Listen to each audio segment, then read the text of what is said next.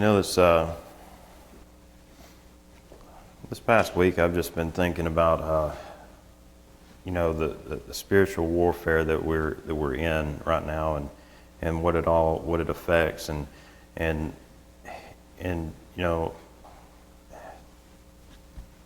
Lord's been speaking to me about just being ever cognizant of that, because once you take your eyes off of Him and what's going on around you in the spirit world, that's when you become weak. You can be caught off guard, and it's it's one of those ever vigilant. You have to be ready.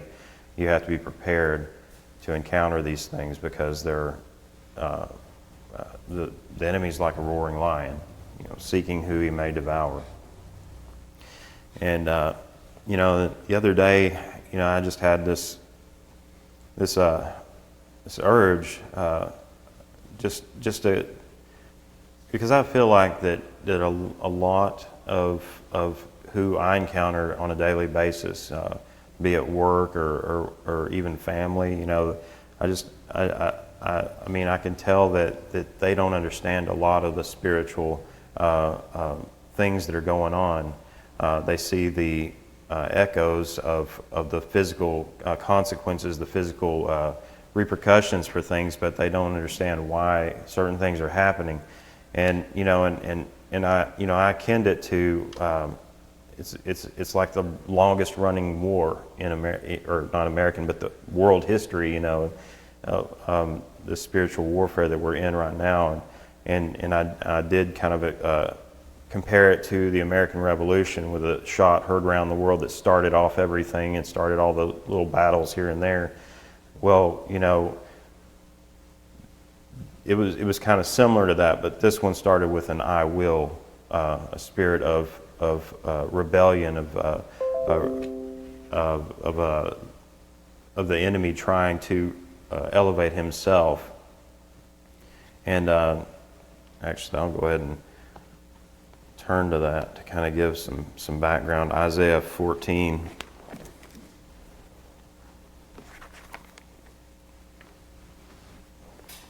And starting verse 12.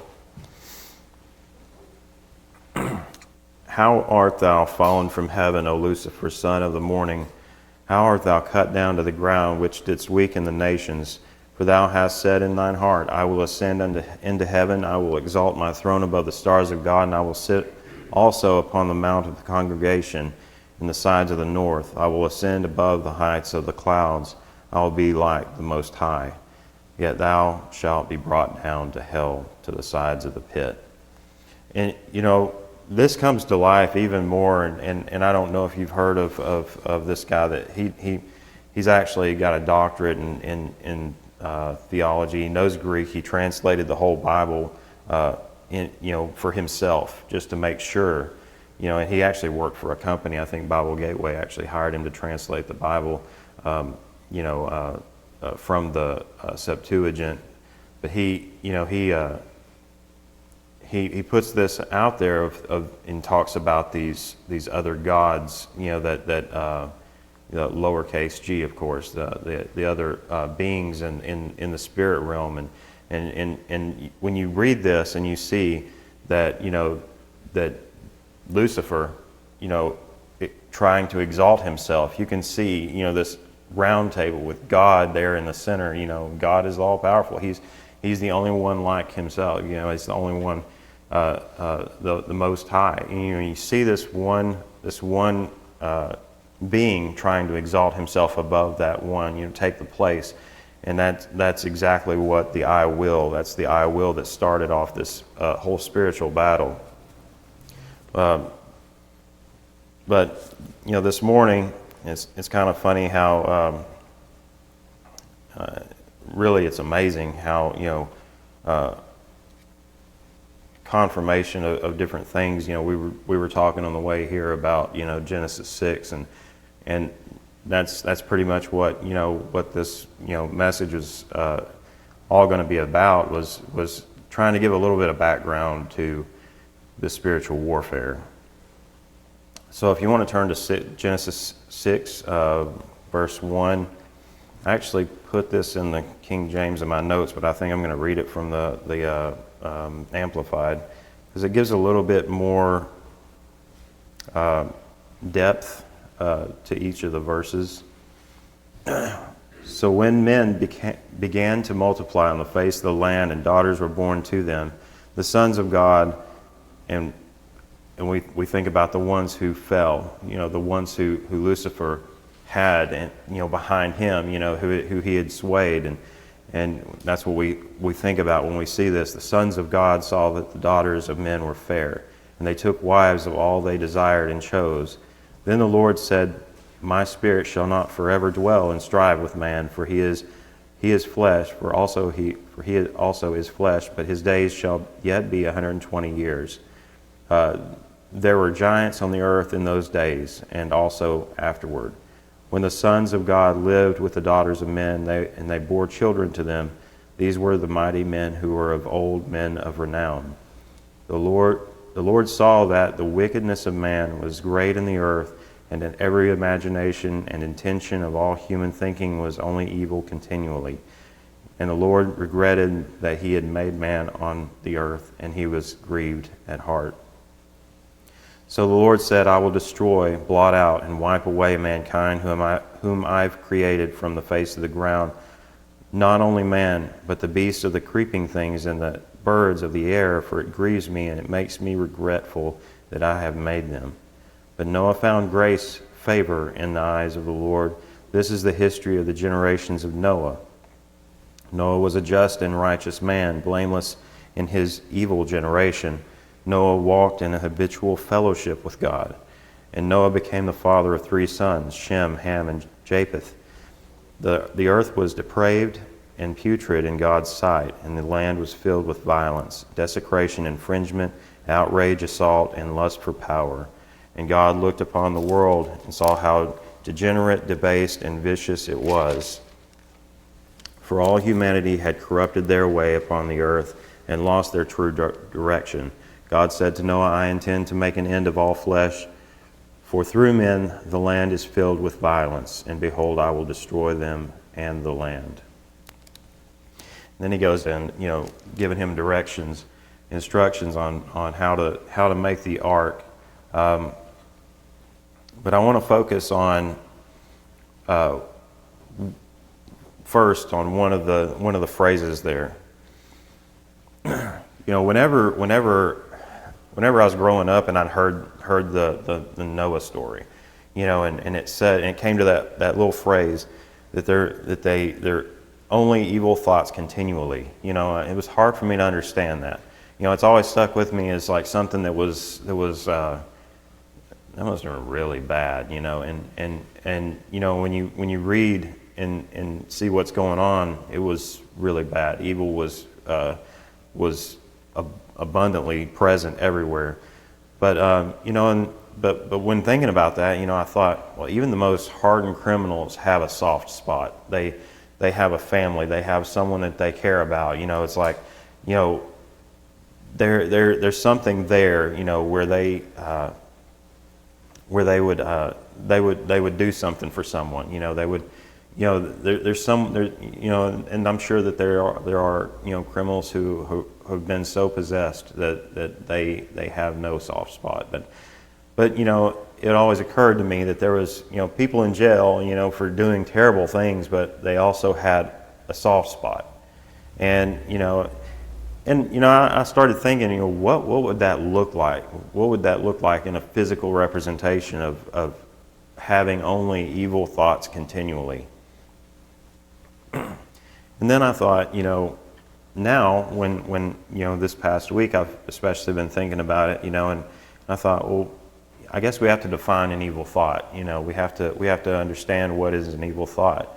And in this generation, it's hard to tell because everyone's trying to blur lines. Nobody likes lines. They just take an eraser, those old cheap erasers that doesn't erase, that just blurs everything. You try to erase something, it's like, and then you have to get another eraser. But everybody likes to blur the lines these days. Everybody likes to have it their way, have it and the other person has it their own way. The standard has just been broken down. They don't care. It's whatever is making themselves feel good, making themselves be lifted up, and I started thinking, well, a thought of self technically is an evil thought because it's against God. It's a sin. It's a sin to constantly think about yourself. And I said, well, that's getting a little bit closer, and when you think about that, thinking someone who or whatever that thinks a lot of themselves and lifts themselves up, and constantly, and it's like, now if you put it in that context, it's a little bit closer to having an evil thought continually, because if evil is equal to self, which is equal to sin, then you can get there pretty quickly. But when you factor that in, the believability of that statement, that one phrase that I had a little bit of a problem with, in the past, and not being able to imagine what that was like, that kind of rises. The believability of that rises exponentially when you think of it like that. So, that was one of the depictions, the defining attributes of Noah's time. It was evil continually. There was another one as well. I'm going to get into some statistics here, and I'm not, God kind of spoke to me and gave me these notes this morning, but it was, very little time kind of preparing for this. But, when you think about this topic, you can go off into hours and hours and hours of exploration. And I thought if I had like a full week, I could probably go and go and go and never stop, on this trail. But I kind of wanted to pull a few things out, especially the environment that was going on in this time. So there was another qualification there. It wasn't just the evil thoughts continually. There was also violence that was throughout the earth, and that was one of the things that he mentioned. And I'm not sure I can't remember how he said it in the.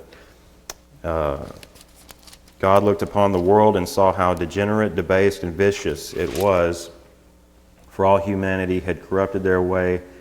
Let's see. I'm trying to find where it talks about the.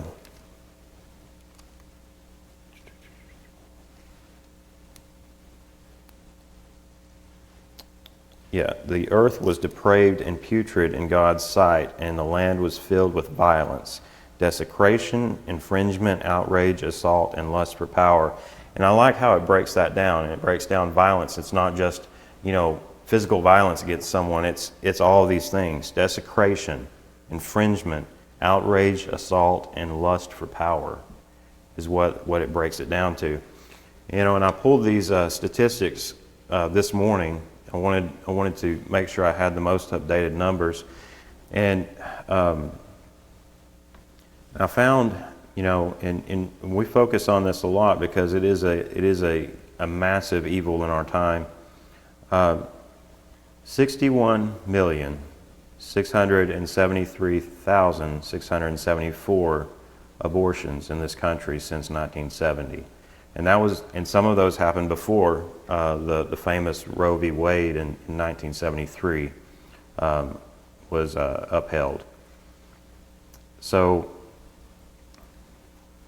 61.6 million in this country alone. And I was curious because our country is a large influence in the world, but is small in area compared to the rest of the world.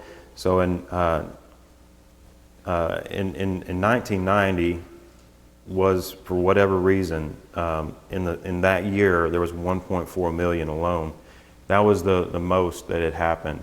For some reason in the 90s there was over 1 million just about every year. And since then, since about 2000, 2001, they've kind of slowed down a little bit, but you could see just this crescendo. It was like the old bell curve, when you see, it kind of go up in the middle. You could see just the 1990s, that span. In 1990, for whatever reason, was the largest. It was the end of the 80s, the 90s,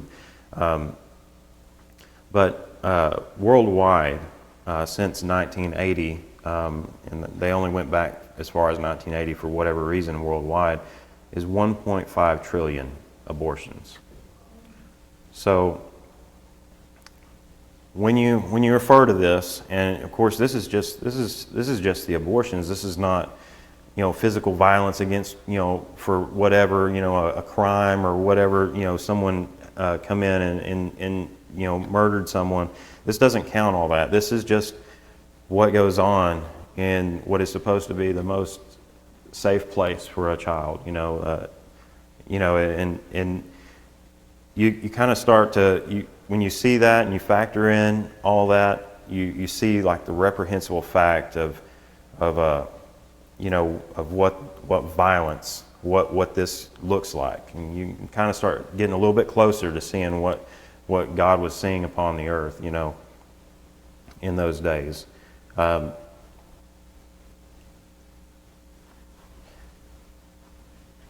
You can if you have his perspective, you can see why his heart was grieved. When he looked and he saw all this happening, why he wanted to just utterly destroy mankind, because of how depraved and how degenerate they had become in that time. But I also want to go into a third qualification in this description. So you had the violence, and then before that I mentioned the evil thoughts all the time. But the third description in this picture of this desperately fallen world was that the earth was also corrupt before God.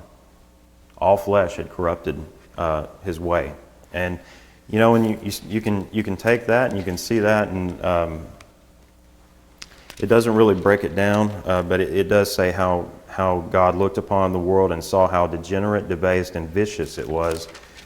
For all humanity had corrupted their way upon the earth and lost their true direction. And when I looked up corrupted their way, I looked up what way meant, because there have been scholars that said, well, this can refer to different things, and I looked it up, and tried to find out if there was any kind of background to that. I know a lot of that's probably speculation, but when he says way, it means manner of living or morality, basically. They'd corrupted their whole moral system. Their whole morality was just debased, degenerate, But some also say that to be corrupted, that there was more going on than just a corruption of your mind, a corruption of your spirit. That there was also a physical corruption of just DNA or genetics in that time. And of course, you can see it. It clearly lays it out at the first of that, that we read in the first verses of Genesis 6, that there was a corruption. There was a combining of this fallen angel and human type DNA, because it kind of makes you, and this always raised my eyebrow as well when I would read through this, and it says, when God states that He will destroy everything, He will destroy, everything means both man and beast, and the creeping thing and the fowls of the air, for it repenteth me that I have made them. And I thought, well, why is He so against all the animals and the things that He talked about there? And you start seeing, when you look back, and I this morning I was like, I wish I had a lot more time and I could throw some screens up here. But if you go to any ancient ruin, any ancient ruin of like an ancient civilization, you'll see these hybrids. You'll see a half man. You'll see in the Egyptian Anubis. They had these headdresses where they wore like a dog, like a jackal head on a human body, you'll see things like dragons. You'll see, different creatures, different like the griffin. Sometimes it's depicted as a lion with eagle's wings. Sometimes it's depicted with a lion's body and an eagle head and eagle's wings. But these things were basically just a corruption of the kind. And God is very specific when He says the kind. One will produce each after its own kind.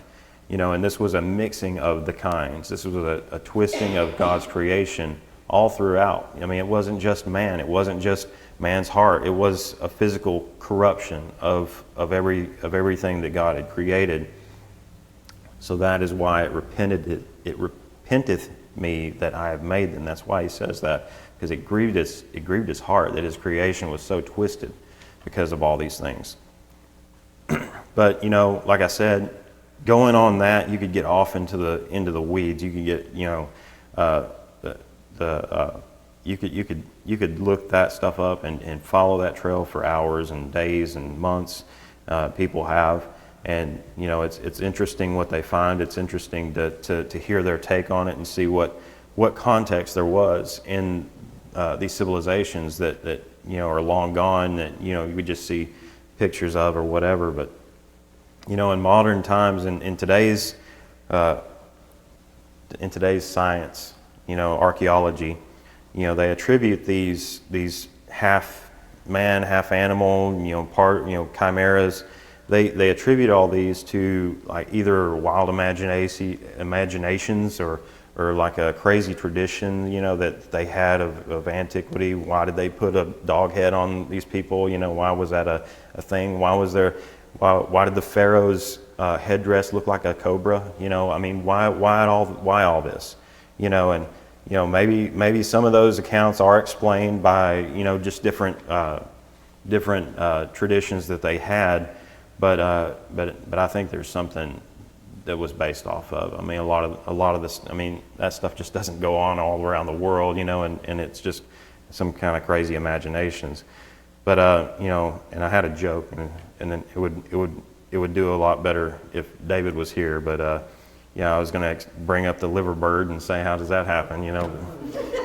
Liverpool. So the fact is that you had the sons of God, which came down with incredible knowledge of the building blocks of our reality. They had all this knowledge. This was the fruit, the tree that we shouldn't eat of, in the garden. This is what this was, and it was perverted God's creation through breeding and teaching these dark and forbidden mysteries, and that's where you get the magic. That's where you get all these alchemy and all these things that came down through. What science would call it is our own discoveries, when it was actually given to us. It was actually inspired.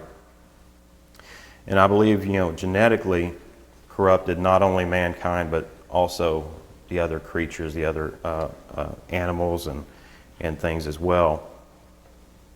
But that's why God called Noah out and his family out of this corruption, saved the uncorrupted creatures along with him. God found a righteous, upright man in Noah. Noah received the grace of God for his steadfastness toward the good and resistance of the world.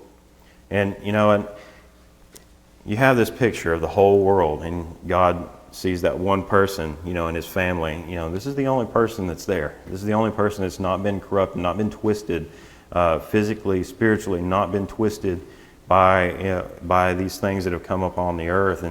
And it's almost like, it's just like God to reach in at the last moment and show His strength, this is the way the world is now. It's all over. It's all consumed, by this wickedness. He finds that one person, pulls him up. Oh, this is the line that I'm going to use, and this is the line of the Savior here. So, in God's standard, there's no room for a corrupt people, a corrupt way, evil thoughts when it comes to His standard. There's no room for that. There's no room in His kingdom for this corruption, this evil thoughts continually. There's no room for that. So we have drawn the parallels to like the violence, when I talked about the abortion numbers and how that's just a small percentage. We talked about the evil thoughts, how we can equate that down to just a selfishness, just a self, promoting self into that high place. But, we look around, we don't see any hybrids among us today, We look around, you don't see a half chicken, half dog walking around. You don't see, it look kind of neat, I guess. I don't know. It look kind of strange, but I wanted to put some headlines up here for you guys. And I did a search this morning, but I've seen these, I see these all the time. You probably see them too, but I did a search this morning just to find like the most recent ones, because I've seen these for 10, 20 years now. But April 25th, 2019, there's a headline: Chinese scientists insert human brain gene into monkeys. So, people are saying, oh, this is just research. This is just what they're trying to do. They're trying to figure out how the brain develops and what they can figure out by doing this. But and I've got about 3 or 4 more here. October 2nd, CRISPRed fruit flies mimic monarch butterfly and could make you vomit. And I was like, well, that's strange. I had to read that one. I was like, okay, what's going on here? Apparently, there's like a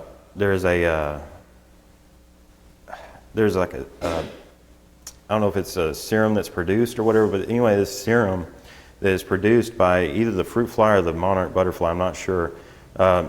This is supposed to be a defensive thing for this little insect, whereas something tries to eat it, this is produced and it makes it vomit the thing back out, But this genetic mutation that human has done with this animal could make a human vomit. I mean, it's so potent it could affect a human in this way as well. Expanding that defensive mechanism.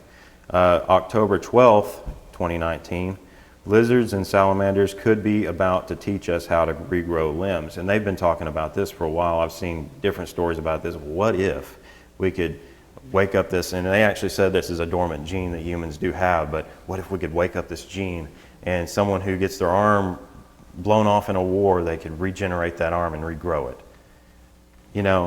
It's always put out there as a positive thing, or maybe even a healthy thing, or maybe even something that could help us in the future.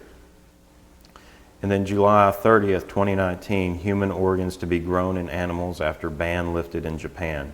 And you can start to see, of course, this is for donating organs and stuff. This is what they have said that they could do. They could grow these in animals, take them out of the animals, and when there's a donor or someone that needs a donor organ, then they'll have one. But you can't play around with that stuff and not expect consequences. And that's what this was speaking of in Genesis, the corruption of our genetics, the corruption of God's creation. So, and you can see, in other countries it may be okay here and there. China may okay this, Japan may okay. There's spirits over each of those things. You can see the spiritual warfare happening. Where there is a spirit of this revelation over here. We found out how to do this, and that was a inspiration of a spirit. So, the depravity of mankind is setting in. And like you said, it's not fully like it was in the days of Noah. It's not completely just, engulfing everything, but you can start to see how it could get there pretty quick, with a lot of these. And that was something that was just revealed to me earlier this week and this morning, and I kind of started thinking about some things, and that section has always kind of bothered me, because I'm like, well, that's hard to imagine. It's hard to believe that it could ever get that bad. But it's that proud, that I will spirit. We will ascend. We will do this. And those spirits that were there in that day, and you see all these things like, Thor, Heracles, whatever, they have different names. You go from one ancient civilization to the next. It's the same being. It's just a different name. So you have all these. You have a gender fluid being that was, I believe has a heavy influence over the world right now. Is just running wild with all this stuff. But these entities, these spirits, are still here, influencing mankind today. And we think that we are the ones that come up with this stuff. We're the ones that invent these things and have these marvelous ideas. And it kind of reminds me of a verse in James.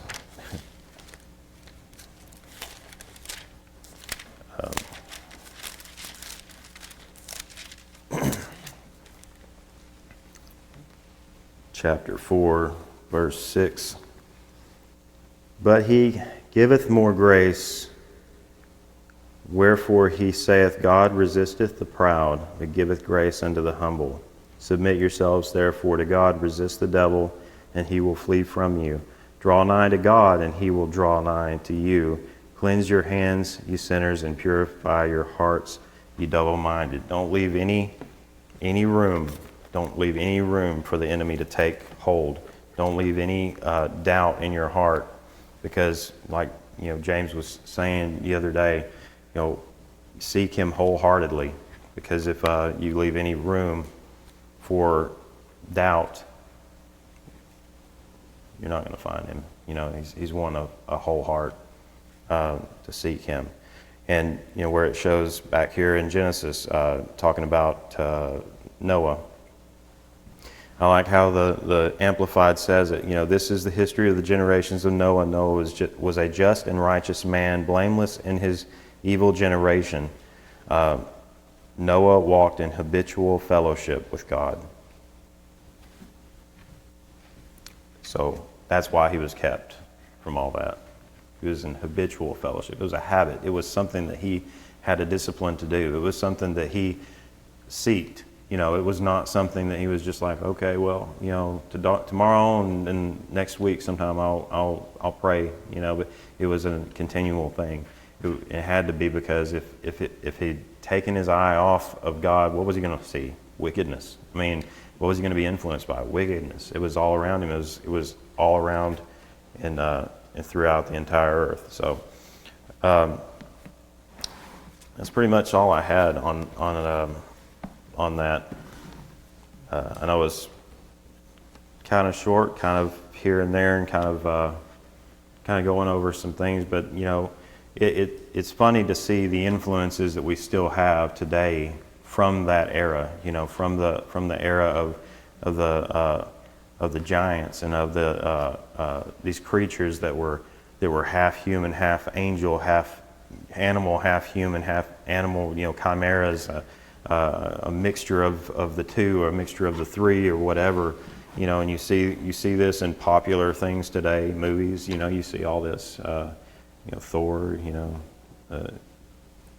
Nordic god of thunder, and this, it's like there was an actual being that was behind that was based off of, there was, and it was demonic. It was not, there was no. I mean, I'm sure that there was an appeal.